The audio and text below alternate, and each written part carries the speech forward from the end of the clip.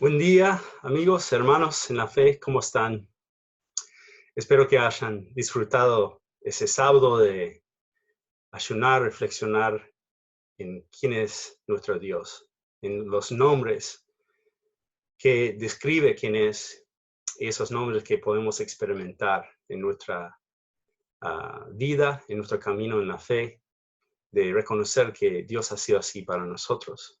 Y también la esperanza que Él se va a manifestar de esa forma en el futuro a nosotros. Y también quería agradecer a Raúl por el audio que grabó. Fue muy bueno escuchar su voz como hombre referente en la iglesia, un hombre que ha vivido muchos años por fe, pero también esa confianza que buscamos tener en Jesús. Y vamos a seguir por esa misma línea hoy. Pero antes quería hacer una pregunta. Cuando vos pensás en la historia, ¿no? Especialmente pensando en la historia, por ejemplo, la historia de la Biblia, cuando pensás en todo lo que Dios ha hecho en la historia. ¿Vos ves a vos mismo como parte de esa historia? ¿O vos, de una forma subconsciente, quizás pensás que no sos parte de esa historia? Yo caigo en la trampa a veces de pensar de esa forma, como yo vivo mi budo, es una vida muy ordinaria, muy normal, pero al mismo tiempo cae en lo que Dios está haciendo en este momento. Y Él está obrando en todo el mundo. Nosotros acá, en Argentina, ¿no? Pero somos parte de esa historia. Y es con ese espíritu que quiero invitarlos a reflexionar juntos. Yo voy a empezar a compartir un PowerPoint con ustedes para guiar nuestro tiempo juntos. Me parece que nos va a ayudar. Bueno, primero, pensando en esta realidad, ¿no? En el mundo que Dios ha creado. Y también que nosotros somos parte de eso. Me hace acordar de Pablo cuando entró en Atenas. Compartió esas palabras y me parece que son muy vigentes para nosotros también hoy día. Los voy a leer y dice así. De uno solo Dios hizo todas las naciones del mundo para que habitaran sobre toda la superficie de la tierra, habiendo determinado sus tiempos y las fronteras de los lugares donde viven, para que buscaran a Dios y de alguna manera, palpando, lo hallen, aunque Él no está lejos de ninguno de nosotros. Y ahí enfatizando esa frase que dice, para que buscaran a Dios. Entonces Dios tiene sus propósitos. Y explícitamente lo que Pablo quería transmitir a gente no judía en ese momento en Atenas es que Dios ha creado todo eso en su soberanía para que el ser humano lo busque. Y hoy podemos buscar a Dios juntos en su palabra y seguir aprendiendo en ese proceso. Pero antes que empezamos, quería compartir un poco de algunas palabras de hombres de la historia que me han impactado. Venía repasando algunas citas, especialmente en la época de la Gran Depresión, en 1930. Fue un momento muy difícil por todo el mundo y es interesante cómo las vidas de las personas cambiaron. Había un antes y después. En los años al principio de esa Gran Depresión fueron muy, muy difíciles, pero aumentó la salud, aumentó muchas cosas que antes estaban empeorando en la sociedad. Entonces, por un lado, económicamente es muy difícil, mucha gente, hay mucha incertidumbre acerca de muchas cuestiones económicas. Pero lo bueno es que de alguna forma en la soberanía de Dios hemos frenado. En ese contexto es muy similar a lo que pasó en la Gran Depresión. Y en ese momento, Coolidge, que era el presidente de Estados Unidos, después de casi 2 años de la Gran Depresión, llegó a decir esas palabras. Él dijo, en otros periodos de depresión, siempre ha sido posible ver algunas cosas que eran sólidas y sobre las cuales se podría basar la esperanza. Pero mientras miro a mi alrededor, ahora no veo nada que dé terreno a la esperanza. Y aclara al final, nada del hombre. Mira esas palabras. Lo que él, antes siempre había algo sólido, por lo menos en su percepción, tenía algo sólido para pisar. en la economía, en su carrera, en lo que sea, ¿no? Pero, y él ponía su esperanza en eso, ¿no? Hacia el futuro, que bueno, hay mucho futuro adelante, tengo mucha esperanza. Pero en esos 2 años muy difíciles llegó a esa conclusión. No veo nada que dé terreno a la esperanza. Eso es difícil. Y hay muchas situaciones que quizás están por venir que la gente va a llegar a esa conclusión. Pero les ayuda a llegar a quizás abrir la mente a esa última parte. Nada del hombre. Entonces, ¿dónde está Dios en todo lo que estamos viviendo? Eso es lo que vamos a tratar hoy. Pero también hay palabras de C.S. Lewis que dijo a eso, mira, Dios nos susurra en nuestros placeres, nos habla en nuestra conciencia, pero grita en nuestros dolores. Es su megáfono para despertar un mundo sordo. Ojalá que en estos días Dios pueda sacudirnos, puede ayudar a nuestros oídos a abrir, escuchar lo que Él tiene para decirnos. Y antes que empezamos, oramos. Vamos a ir a las Escrituras, pero Señor, queremos reconocer ahora que hay mucha ansiedad a veces. Yo personalmente, Señor, vivo en momentos seguros, confiando en vos, y otros momentos cuando empiezo a sentir miedo, incertidumbres. Pero es precisamente, Señor, en estos momentos que nos ofreces algo muy precioso en tu palabra, Señora. Entonces, por favor, guíanos mientras estamos reflexionando en tu palabra para que podamos crecer en nuestra fe. Señor, queremos ser hombres y mujeres que confían en vos. Y es con esa petición, Señor, que empezamos ese tiempo juntos. En el nombre de Jesús. Amén. Muy bien. El pasaje que me gustaría compartir está en Salmos 40, 1 a 4, pero vamos a frenar en esa primera parte. Entonces vemos en la primera frase, dice así, yo puse mi esperanza en el Señor. Entonces observamos David que está contando una historia, en realidad lo puso a una canción, está contando una historia que él experimentó. Es parte de esa historia, ¿no? Que Dios está haciendo en el mundo. Y empieza así, yo puse mi esperanza. ¿En quién? En el Señor. Y ahí vemos el resultado en su propia vida del momento cuando él tomó esa decisión de poner su esperanza en el Señor. Y él dice, y él inclinó su oído y escuchó mi clamor. Me sacó del hoyo de la desesperación. Me rescató del cieno pantanoso.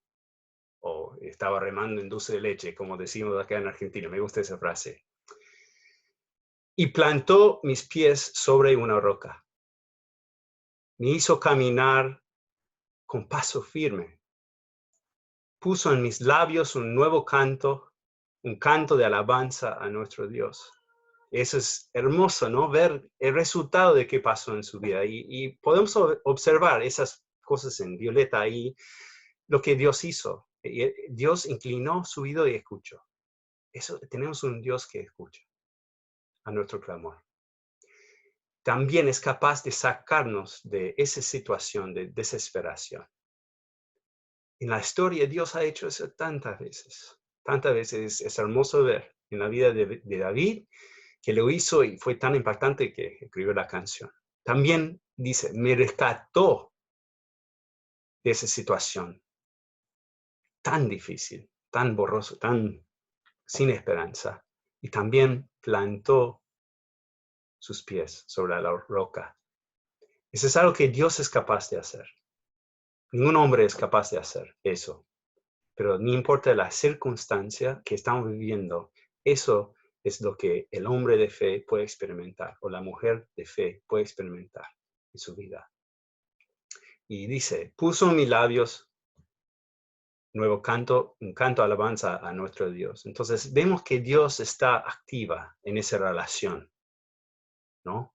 Pero empezó con ese paso de David de poner su esperanza en el Señor. Obviamente, David tenía que escuchar, ¿no?, del Señor para poner su esperanza en Él. Entonces empezó con la palabra de escuchar de quién era Dios, pero en ese momento la decisión de confiar en Él, de poner su esperanza, cambió la situación. Y Dios está presente en eso. También observamos en esa parte de celeste el parto humano, ¿no? Mi clamor, el hoyo de la desesperación, sino pantanoso. Mis pies sobre una roca, caminar con paso firme y mis labios cantando a Dios. Es hermoso ver en ese salmo, en esos versículos, esa relación de confianza que un hombre o mujer puede tener con el Dios de la historia. Entonces, tenemos esa oportunidad en estos días de conocer a nuestro Dios de esa forma. Pero no solamente es para nosotros, ese va más allá de eso. Y el Salmo sigue en 3 y 4, dice así: muchos vieron esto y temieron y pusieron su esperanza en el Señor. Dichoso el hombre que confía en el Señor y no en gente soberbia y mentirosa. Entonces, ¿qué vemos acá? Es un impacto, ¿no?, de la vida de esa persona que tiene esa relación de confianza con Dios. El impacto que nuestras vidas pueden tener en las vidas de nuestros prójimos. Entonces ellos están observando cómo nosotros vivimos. Y observamos en el pasaje que vieron. ¿Qué vino después? Temieron. Se dieron cuenta que Dios realmente existe. Y pusieron su esperanza en Él. Y dice, es como los bienaventurados, ¿no?, que Jesús dijo: dichoso el hombre que confía en el Señor. Eso es la invitación para el ser humano. Entonces, cuando escuchamos de nuestro Dios y ponemos nuestra fe en Él, es una gran oportunidad, no solamente para nosotros, pero mientras vivimos esa relación, los demás están observando. Pero el contraste que observamos justo al final, mira, es impresionante, es importante también. El contraste engaño, ¿no? Es el engaño de la soberbia y la mentira. Entonces ahí está la soberbia y la mentira presente. Y está en contraste con confiar en Dios. Con los años, los que van caminando con Cristo pueden testificar y decir, bueno, esas cosas van en conjunto. No es una canción que David escribió una vez y desde ahí y adelante fue todo bien. No, fue un proceso de confiar en Él. Y otro día confiar en Él de nuevo. Y otro día confiar en Él de nuevo. Pero siempre está ahí la soberbia y la mentira. Bueno, seguimos. En Jesús, lo interesante es al final del Sermón del Monte, Él va a hablar de esa cuestión de confiar en Él, ¿no? Y Jesús es el hombre más confiante, podemos tener más confianza en Él que cualquier otro en la historia. Yo he llegado a esa conclusión. Pero el punto es, sus palabras realmente son confiables. Y Él remarca eso, que estamos en Mateo 7, y vamos a leer 24-25 juntos, y dice así: a cualquiera que me oye estas palabras y las pone en práctica, lo compararé a un hombre prudente que edificó su casa sobre la roca. Cayó la lluvia, vinieron los ríos y soplaron los vientos y azotaron aquella casa. Pero esta no se vino abajo, porque estaba fundada sobre la roca. Entonces, vemos que en el contexto del Sermón del Monte, Él dice, el que oye estas palabras, ¿no? Está llegando al final. Entonces, hay un contexto ahí. Yo puedo decir, aún más que la palabra que Jesús usó en el Sermón del Monte, también en los otros pasajes de los evangelios, también la palabra de Dios que nos habla, podemos poner nuestra confianza en eso. Pero lo que Él remarca acá es que confiar en Él, confiar en Jesús, implica algo, implica poner en práctica. Entonces vemos acá, estas palabras tenemos que oír y poner en práctica. Eso es lo que Jesús está diciendo. Entonces, Él dice, si uno escucha mis palabras y pone en práctica, es otra forma de decir confiar. Uno que confía en Jesús. El resultado de eso es una construcción segura. Yo soy ingeniero civil y he estudiado clases de fundación, de diseño de eso. Y cualquiera que está en bienes raíces o que tiene una casa sabe los problemas. Si la fundación no está bien, todo viene abajo. Pero el punto que Jesús está diciendo acá es que este mundo no es fácil. Vienen cosas en contra, vienen momentos muy difíciles. Y la cuestión es en qué base estamos construyendo y cómo estamos construyendo. Jesús explica de esa forma, uno que oye mis palabras y pone en práctica. Seguimos. En 26 a 29 dice así, por otro lado, a cualquiera que me oye estas palabras y no las pone en práctica, lo comparé a un hombre insensato que edificó su casa sobre la arena. Cayó la lluvia, vinieron los ríos y soplaron los vientos y azotaron aquella casa. Y ésta se vino abajo y su ruina fue estrepitosa. Entonces, en este versículo es interesante ver la diferencia abismal entre las dos cosas cae en solamente una palabra. ¿Y cuál es la palabra? No. No las pone en práctica. Esa persona escuchó sus palabras, pero no las puso en práctica. Entonces, el resultado en esa situación es una construcción insegura, porque una persona va a ir construyendo su vida. No es cuestión de eso. Hay muchas formas de construir, ¿no? Pero no va a ser sobre la base de Jesús, porque no va a ser basado en sus palabras y nuestras acciones no van a estar en obediencia a Él.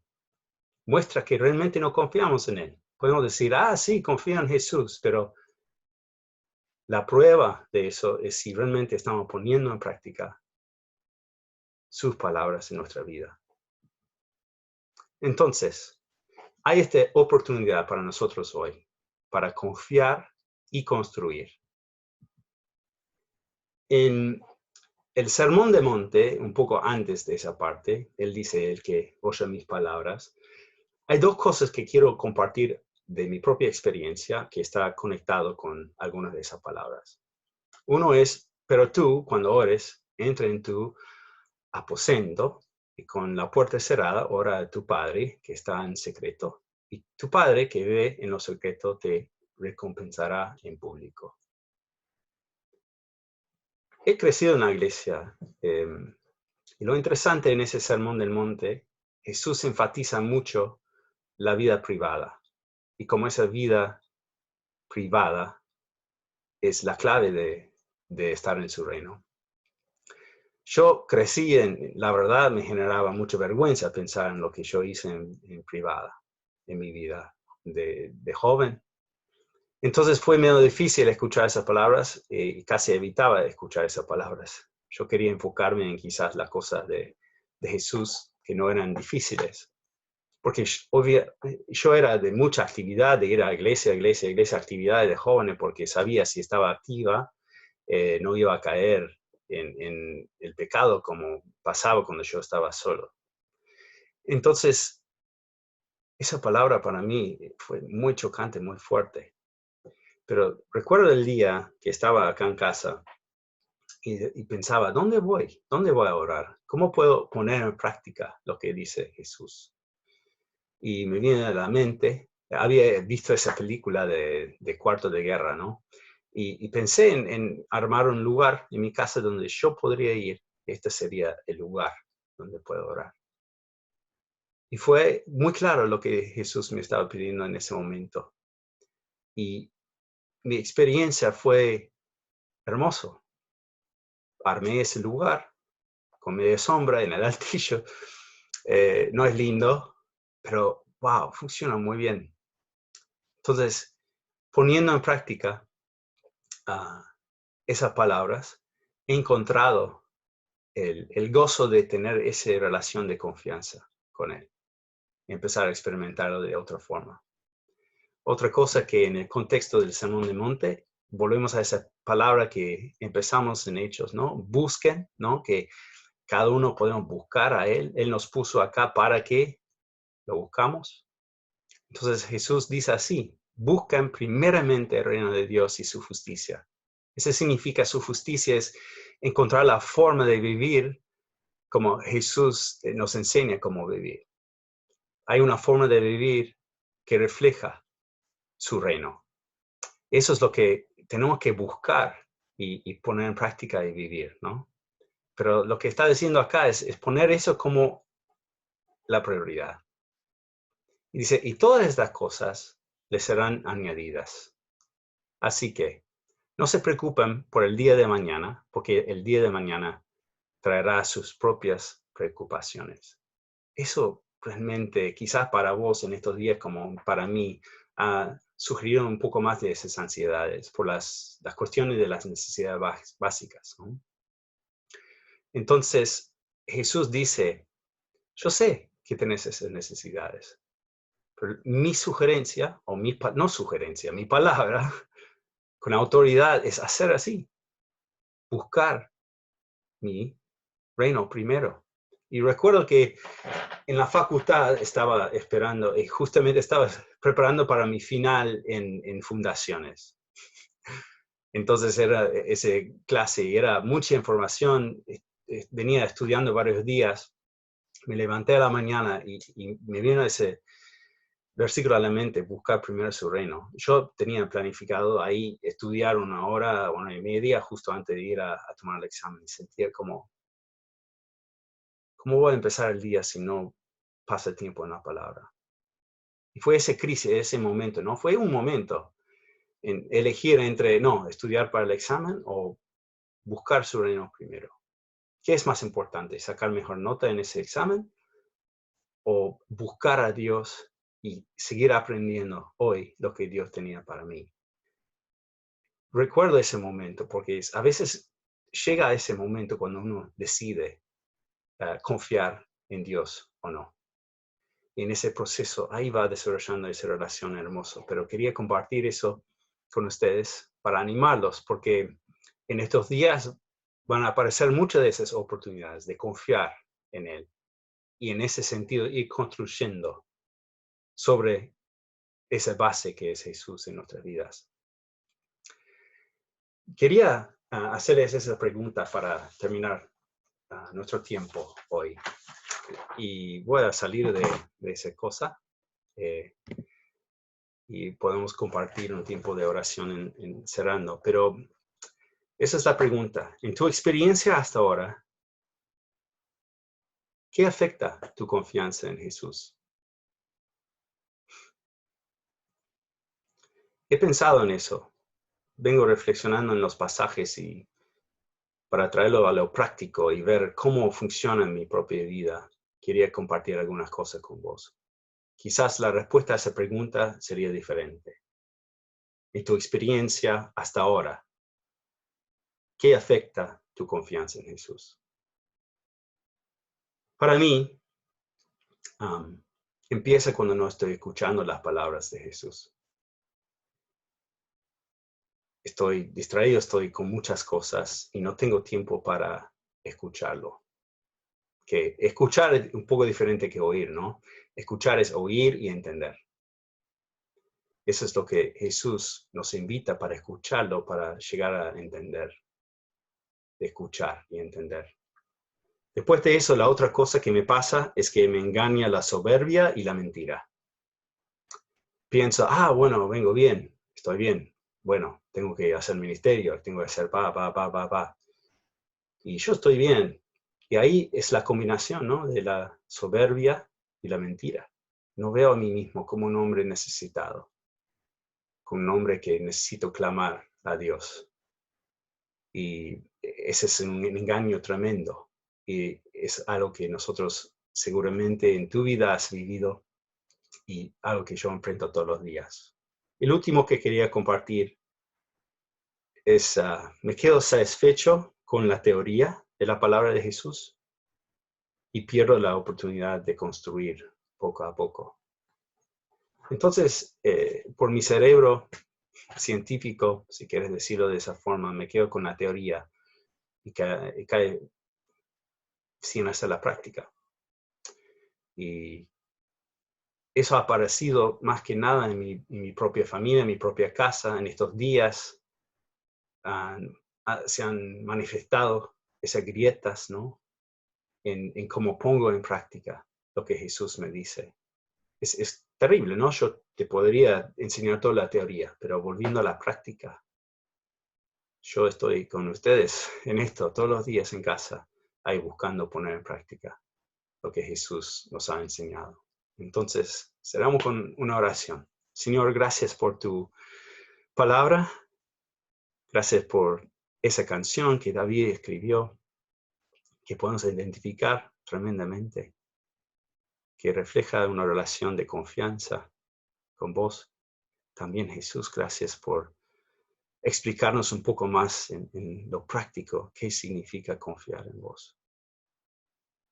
Reconocemos, Señor, que tenemos mucho para crecer en este área de nuestra vida.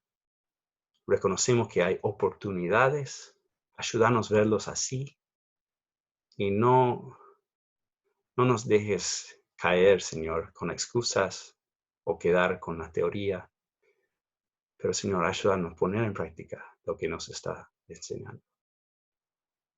Gracias, Jesús, por lo que has hecho por nosotros en la cruz, por tu fidelidad, por tu amor, por cumplir con lo que el Padre te pedía. Nosotros queremos seguir tu ejemplo, Señor, en hacer lo que te agrada, Señor, y crecer en esa relación de confianza. Y te pedimos en el nombre de Jesús. Amén.